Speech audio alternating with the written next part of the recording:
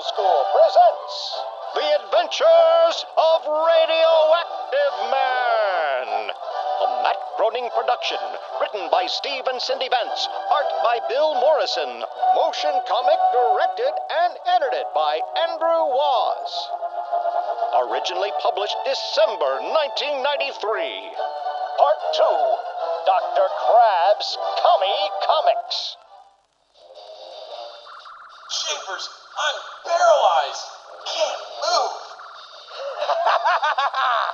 Radioactive Man is helpless before the power of my atom smasher ray. A fearsome new danger threatens the youth of our nation. A menace that causes moral decay, mental degradation, and juvenile delinquency. The menace of evil comic books.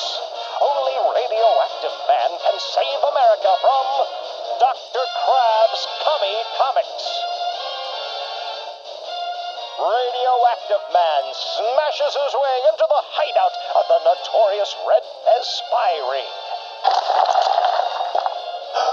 Radioactive Man. Blast him. Slugs just bounce off. We're sunk. Ow, down. I hate it when they do that. Yeah! Where's your boss, Fez boy? Where's Dr. Krab? Talk, you commie rat. If you want me to talk, why are you knocking me unconscious? Oh. Later, after the police have carted the gang off to jail. Drat, Dr. Krab has eluded me again. Oh well, maybe next time. Gee, I wish I had a secret hideout like all these bad guys do. It would sure come in handy at times. Maybe I should build myself a place. But, say, what's this? Some sort of architectural model. Someone just left it here. I guess they're throwing it away. This will make a keen secret base. And I know the perfect location for it, too. Where's the model of my new creation, the geodesic dome? I set it down here just a moment ago, and now someone's stolen it. Blast! You can't trust anyone these days. Soon, Radioactive Man flies toward the perpetually fog-shrouded peak of Mount Zenith.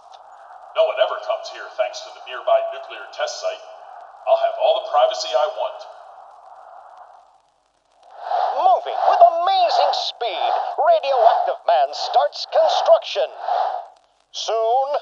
There, all finished. I think I'll call it the containment dome. Now I'll just... Oops, I forgot to build a door. I'll just have to improvise. Now to finish arranging the furniture. Later... Gosh, this is swell. Now if only I could find a black 9. The Red Fez gang is behind bars, thanks to Radioactive Man. And now WZEN brings you the Gloria Grand Show, starring Gloria Grand. Hello, ladies and gentlemen, and boys and girls. Today I want to talk to you about a growing menace facing our fair city, juvenile delinquency. Here to discuss the causes of juvenile delinquency is publisher J.J. Bellwether. Well, the cause is simple, Gloria. The evil comic books published by William G. Mames. These comics are filled with crime, horror, and loose behavior. They're undermining the morals of our children. I call upon the parents of America to throw out these bad comic books and instead buy their children such wholesome fare as my own, Hartley, America's favorite typical teenager. This will solve the problem overnight. Gee, I think I'll fly into town and see if Gloria will have dinner with me. Sir, aren't you blaming juvenile delinquency on Mames simply because his comics outsell yours? Surely poverty, injustice, and parental indifference play a larger role. Soon, Radioactive Man lands atop the WZEN tower. That Gloria, she's such a bleeding heart. There's nothing wrong with today's teens that a good prison won't cure. Moments later, after changing to his secret identity as Claude Kane. No one's around. Good. I wouldn't want somebody wondering why Claude Kane was on the roof. As Claude heads toward Gloria's office. Why, if it isn't the fabulously wealthy Claude Kane III. Remember me? Of course, Gretchen Gurley, society reporter. How are you? I thought you were a gentleman, Claude. Don't you remove your hat in the presence of a lady? Go! If I take my hat off, she'll see the lightning bolt stuck in my head and know I'm Radioactive Man. Sorry, Gretchen, but my doctor told me to keep it on. I'm very susceptible to head colds. I'll bet you are. A head as empty as yours must be very drafty. Whew. I don't think she suspects a thing. Soon. Swell broadcast, Gloria. How about having dinner with me tonight? Oh, Claude, won't you ever give up? Newsflash. Dr. Krab, the notorious Commie Master Spy, has issued a challenge to Radioactive Man. In a note received at police headquarters just minutes ago, Dr. Krab declared that tonight he will humiliate the imperious lackey Radioactive Man. He claims he will pull a record robbery, the biggest heist in Zenith's history. Jeepers! I've got to stop Dr. Krab. The good name of imperialism is at stake. Since you're not busy tonight, Claude, why don't you do something worthwhile for a change? This is Rod Rutledge. He lives next door to me with his aunt. He's an orphan. His parents and his twin brother Dodd were all lost in a plane crash in a remote South American jungle. Oh, just like I lost my mom, the famous aviatrix. She disappeared on that around-the-world flight when I was a boy. I'm afraid Rod is in danger of becoming a juvenile delinquent. He's been playing hooky and greasing back his hair. He needs a man to be a good influence on him. I'd like to help, but Radioactive Man is needed tonight. Sorry, Gloria. Maybe some other time. I have to iron my spats. Oh, brother. Later, Claude ponders the meaning of Dr. Krab's challenge. A record robbery? The biggest heist ever? Wait, I think I've got it. Soon. This company makes giant props for all the local exhibits. They just built a huge gold record to honor Frankie Costanza's latest million seller, and it's made of real gold. Zenith Records will use it as a backdrop tomorrow when they present Frankie with his normal-size gold record. So I'll bet Dr. Krab plans to steal it tonight. But how can he carry away such a big object? There's a tanker truck parked at the loading dock. I wonder... I'd better take a look inside. I was right. It's Dr. Krab.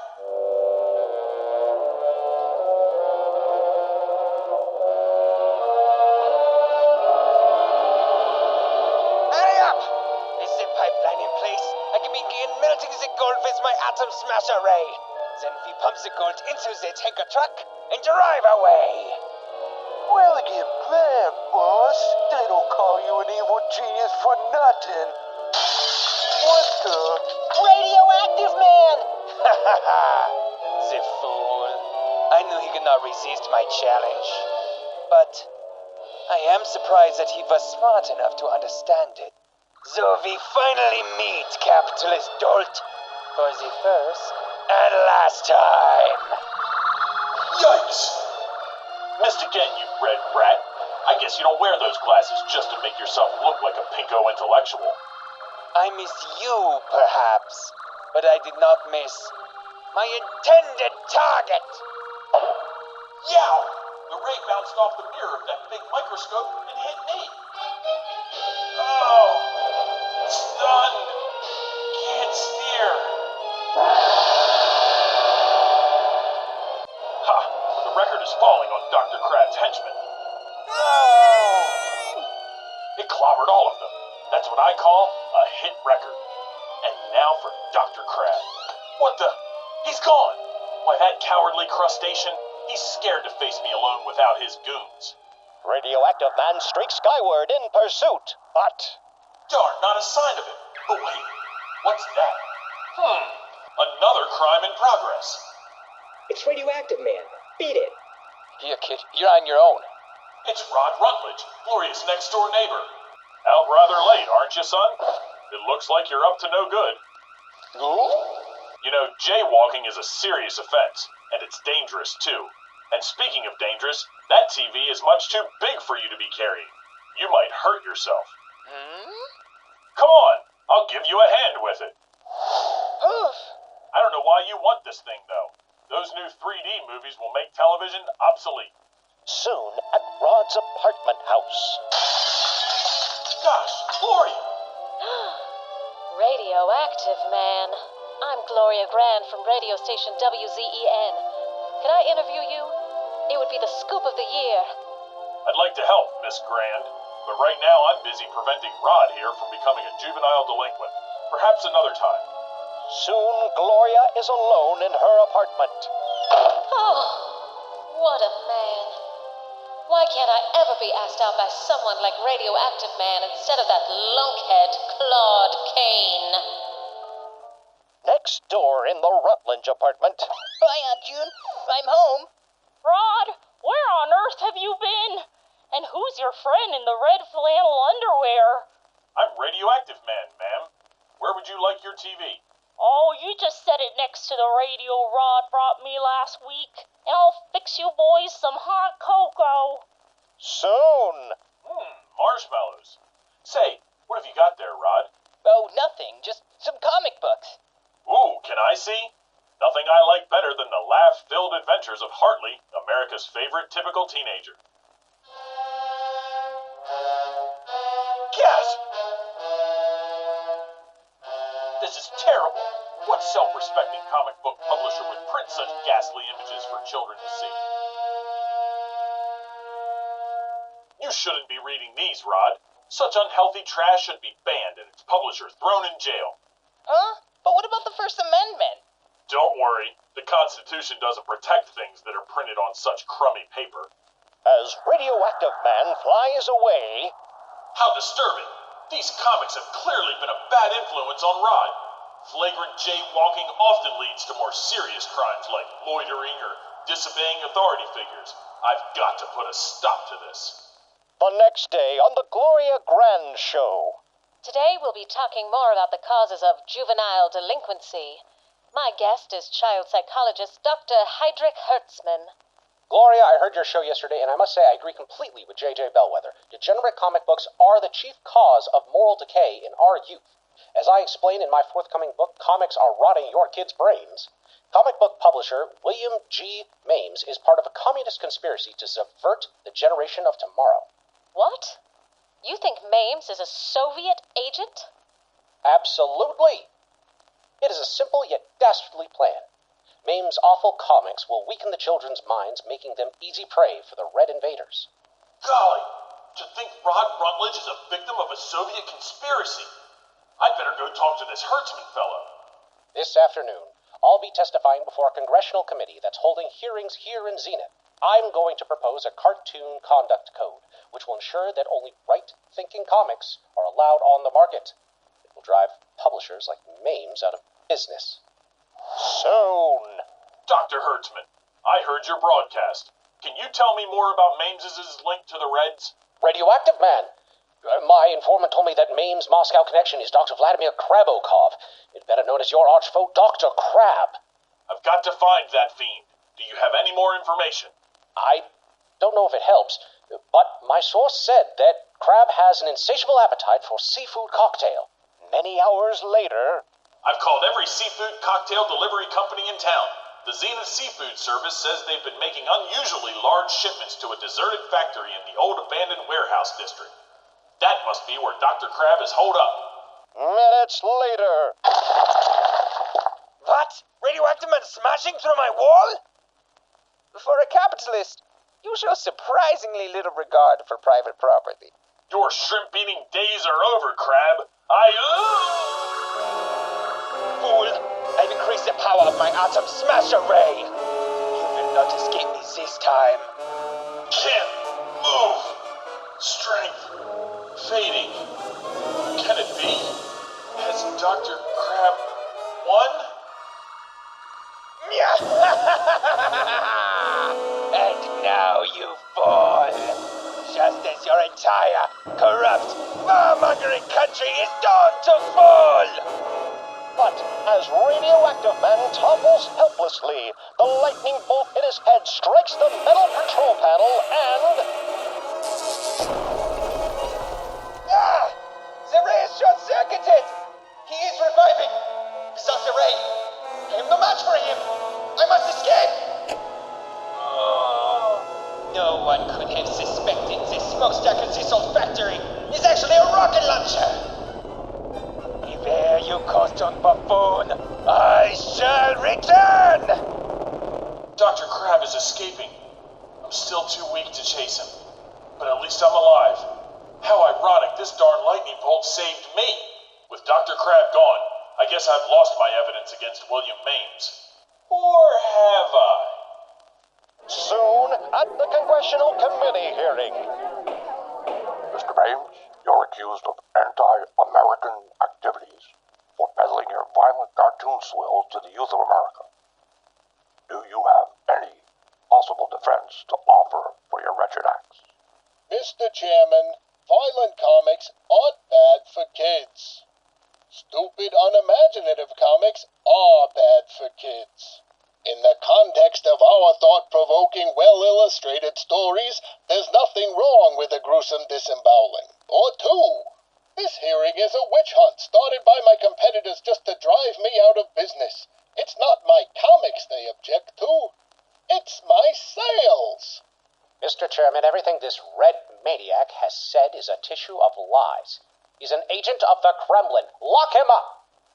Dr. Hertzman, while this witch hunt committee sympathizes with your views, we operate on a strict legal standard of proof. We need evidence in order to take action against Mr. Mames. Can you provide us with any? I can. Radioactive Man. I found this stack of Mames' comics in the secret hideout of Dr. Krab. That clearly indicates that Mames and Krab are working together. What? That's enough evidence for me. I'm convinced. Guilty. Sergeant-at-Arms, take Mr. Mames into custody. But I'm not a communist. I believe in free market capitalism. I'm in it for the money. Yeah. That's what they all say. Good job, Radioactive Man. Without you, we might never have caught him. And to think of children's comics being used for such evil purposes. Subversives are everywhere, sir, especially where you least expect them.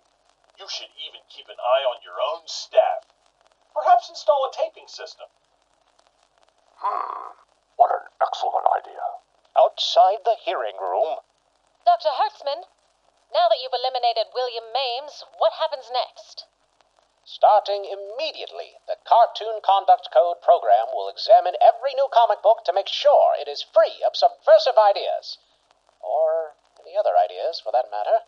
I hope you'll join me on my radio show again soon, Doctor. Thank you, but I'm, leaving on a lecture tour. I won't be back for some time. In fact, Dr. Hertzman will never be back. He served his purpose as the impartial expert who can make those gullible fools believe that Mames and Dr. Krab are allies.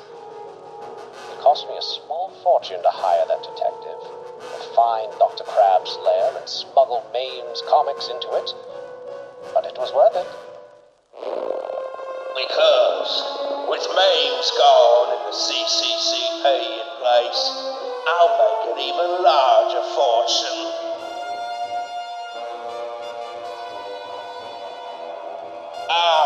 J.J. Bellwether will once again dominate the comic book market.